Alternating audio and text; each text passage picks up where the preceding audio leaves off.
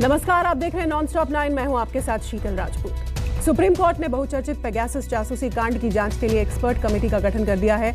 अदालत के फैसले के बाद कांग्रेस नेता राहुल गांधी ने कहा है कि पेगासस हमारे देश पर आक्रमण है, लोकतंत्र को खत्म करने की कोशिश है। बीजेपी ने पलटवार करते हुए कहा कि झूठ बोलना राहुल गांधी की आदत है।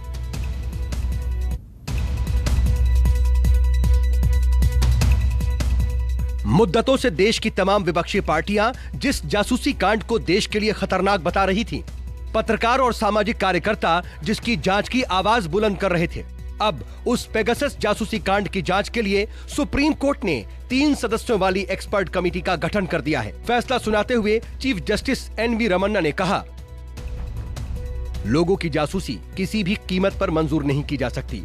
निजता केवल पत्रकारों और नेताओं के लिए नहीं, बल्कि ये आम लोगों का भी अधिकार है। प्रेस की स्वतंत्रता महत्वपूर्ण है, जो लोकतंत्र का महत्वपूर्ण स्तंभ है। पत्रकारों के सूत्रों की सुरक्षा भी जरूरी है। तकनीक जीवन को उन्नत बनाने का सबसे बेहतरीन औजार है, हम भी ये मानते हैं, लेकिन जीवन और स्वतंत्रता का अधिकार सबसे ऊंचा है। प्रेस की आजादी पर कोई असर नहीं होना चाहिए। निजता के उल्लंघन की जांच होनी चाहिए। इस मामले में केंद्र सरकार ने कोई विशेष खंडन नहीं किया, लिहाजा हमारे पास याचिकाकर्ता की दलीलों को प्रथम दृष्टया स्वीकार करने के अलावा कोई विकल्प नहीं है। हम एक विशेषज्ञ समिति नियुक्त करते हैं जो सुप्रीम कोर्ट की निगरानी में जांच करेगी। जांच करके कोर्ट को रिपोर्ट सौंपेगी। मामले पर कोर्ट 8 हफ्ते बाद फिर सुनवाई करेगा। पेगासस मामले को लेकर सुप्रीम कोर्ट ने केंद्र सरकार को भी कटघरे में खड़ा किया है। सुप्रीम कोर्ट ने सरकार पर कई सवाल दागे हैं, तो वहीं कई हिदायत भी दी हैं। सुप्रीम कोर्ट ने कहा है कि राष्ट्रीय सुरक्षा की चिंताओं को उठाकर सरकार को हर बार फ्री पास नहीं मिल सकता। कोर्ट राष्ट्रीय सुरक्षा का अतिक्रमण नहीं करेगा, लेकिन मूक दर्शक नहीं बनेगा। केंद्र को अपने रुख को सही ठहराना चाहिए था।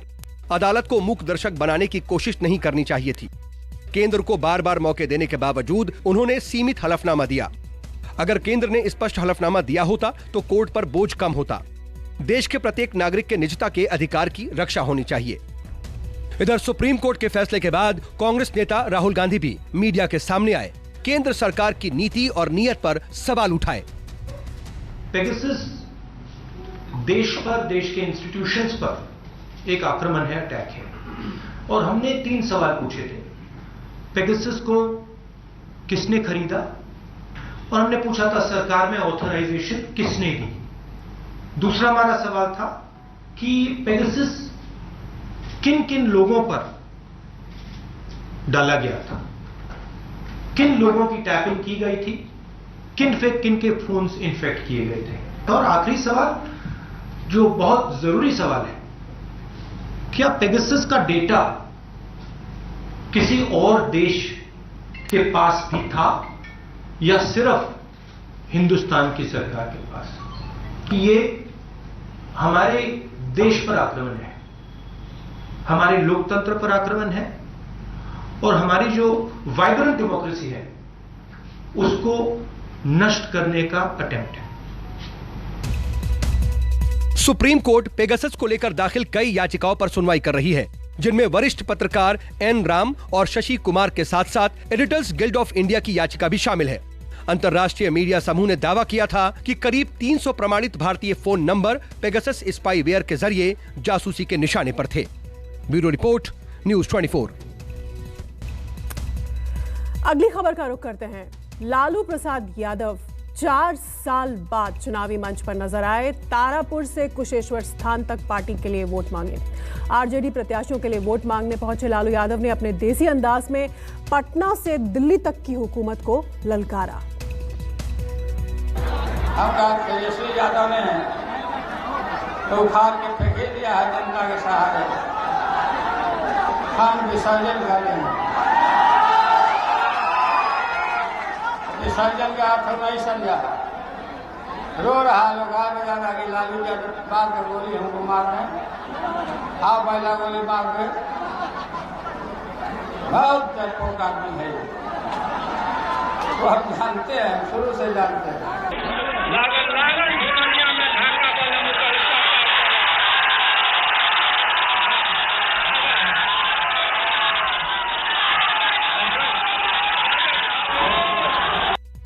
जनसैलाब देखते ही लय में आ गए लालू। बीमारी का असर छूमंतर हो गया। सामने नई पीढ़ी थी, लेकिन लालू का अंदाज वही पुराना रहा। जोश और जुनून का निशाना बन गए बिहार के मुख्यमंत्री नीतीश कुमार।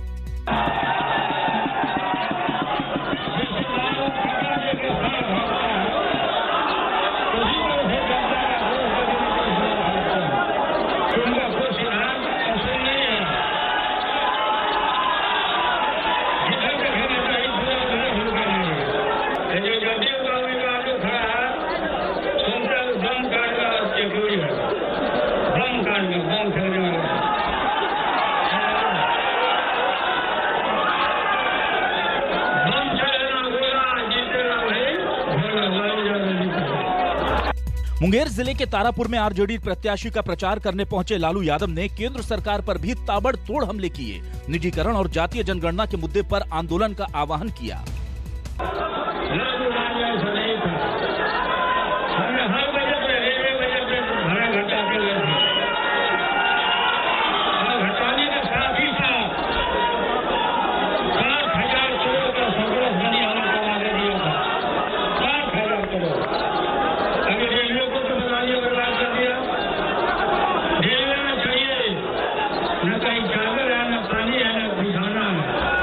तारापुर के बाद कुशेश्वर स्थान में भी लालू के तेवर वैसे ही रहे।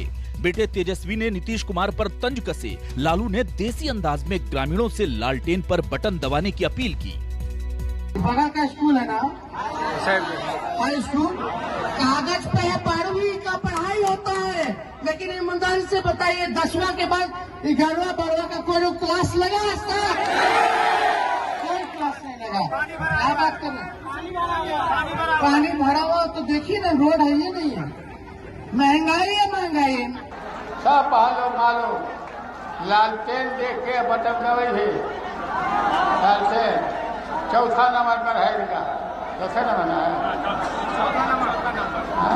चौथा नंबर पर है माजी भाई का। एकदम कौन काट के आके लालटेन को जिताना है। कोई कहता है ऊंचा पुलटा समझावा नहीं समझना। बिहार में 2 सीटों के उपचुनाव ने कांग्रेस और आरजेडी के रिश्तों को तहस नहस कर दिया। लालू यादव के पटना पहुंचने से पहले ही बिहार कांग्रेस प्रभारी भक्त चरण दास ने महागठबंधन के खात्मे का ऐलान कर दिया था और भक्त चरण दास पर लालू की टिप्पणी ने खाई को और चौड़ा कर दिया। लेकिन जल्द ही लालू यादव ने कांग्रेस की राष्ट्रीय अहमियत को कबूल किया और कांग्रेस अध्यक्ष सोनिया गांधी ने भी लालू को फोन मिला दिया।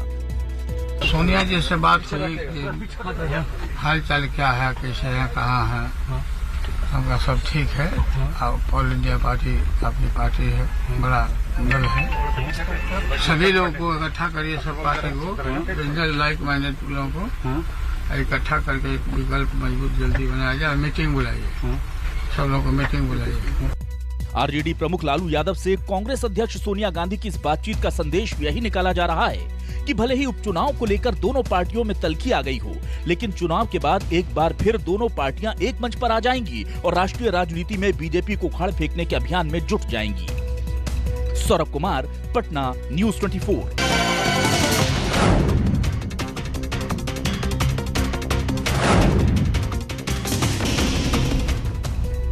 आप देख रहे हैं nonstop 9। Welcome back. Suhel Dev Samaj party के मुखिया ओम प्रकाश राजभर ने अखिलेश यादव की समाजवादी पार्टी के साथ गठबंधन का औपचारिक ऐलान कर दिया है। यूपी के मऊ में महारैली के मंच से दोनों ने बीजेपी को सत्ता से हटाने की हुंकार भरी। बंगाल में खेला होबे का नारा लगल रहल। का लगल रहल? बंगाल में खेला होबे का नारा लगा और दीदी ने ऐसा खेला किया कि भारतीय जनता पार्टी चारों खाना चित हो गई। लौट करके लोग दिल्ली चले गए। अब यूपी है, अब यूपी में खदेड़ा होबे। मन बनाओ, देखा खम्मा तो हिलबे करी, खम्मा तो हिलबे करी। जब ले हुरल न जाई सत्ता तब तक न मिली जब तक हमने मिल के लड़ल न जाई। मऊ के ढोलबन हल्दलपुर मैदान की महारैली से यूपी की राजनीति के 2 दिग्गजों ने बीजेपी को हराने के लिए हाथ मिला लिया। तारीख पहले से तय थी, जगह भी मुकर्रर थी, लेकिन जन सैलाब ऐसा उमड़ेगा इसका भरोसा ओम प्रकाश राजभर को भी ना था। भीड़ का उत्साह देख राजभर के पांव जमीन छोड़ने लगे। यूपी की सत्ता के साथ ही वो केंद्र की सरकार को भी उखाड़ने का आह्वान कर बैठे। भैया बैठल घरेलू बिजली का बिल 5 साल लगातार माफ करावे बदे माननीय अखिलेश यादव जी के लिए आल है। बहुत सा विरोधी कहियन कि ओम प्रकाश राजभर, अरे ये ओम प्रकाश राजभर वो चीज है ना 22 में आपको मिलने जा रहा है कि महंगाई के सवाल पे जोन बायम लखनऊ व दिल्ली में बैठल। हम रुकेंगे एक छोटे से ब्रेक के लिए, आप देखते रहिए नॉन स्टॉप 9।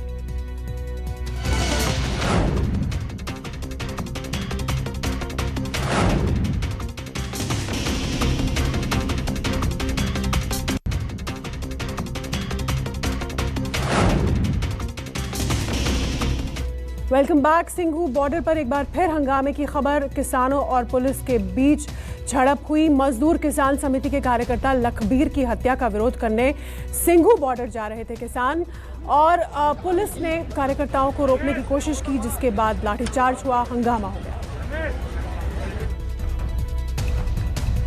एक ब्रेक के लिए हम रुक रहे हैं, आप देखते रहिए न्यूज़ 24।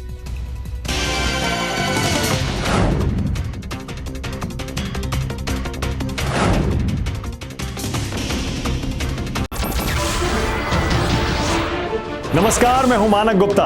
अगर आपको हमारा ये वीडियो पसंद आया हो तो इसे लाइक और शेयर जरूर करें, और हां, हमें सब्सक्राइब और फॉलो करना ना भूलें ताकि आप देश और दुनिया की कोई खबर मिस ना करें। तो जुड़े रहिए हमारे साथ और देखते रहिए न्यूज़ 24।